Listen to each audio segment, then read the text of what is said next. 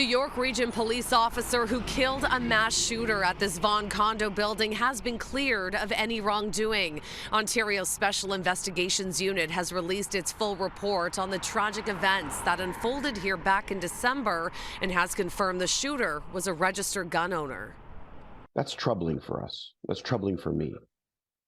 We talk about gun reform and New chilling details are emerging about what happened on the evening of December 18th when 5 people lost their lives in a shooting rampage. According to the SIU, the gunman, who's been identified as 74-year-old Francesco Villi, was going door to door opening fire targeting members of the condo board.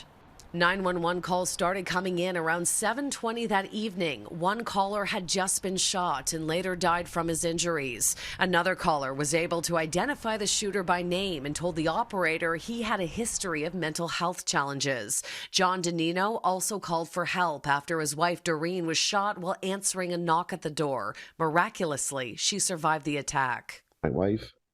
The injuries are going to be with her forever.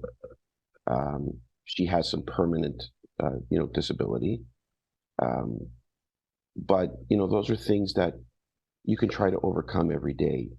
And every day seems to get a little better. But then every time there's new information and every time you try to process the events of that evening are things that have significant setbacks. One of the first officers to enter the building noted the fire alarm was sounding and the elevators were out of service, so they took the stairs, going floor to floor looking for the shooter. According to the SIU, the officer found the suspect in a hallway with his back turned, attempting to enter a unit. When the officer noticed the gun, they instructed the shooter to drop the weapon and remain still. The report says the suspect refused to do so and told the officer to shoot him. The officer then said, "I do not want to shoot you," but the suspect raised his gun, and that's when the officer fired 4 shots. This is a picture of the gun used in the mass shooting, a Beretta semi-automatic pistol. The SIU confirms Francesco Villi was a registered owner and the gun was purchased in 2019.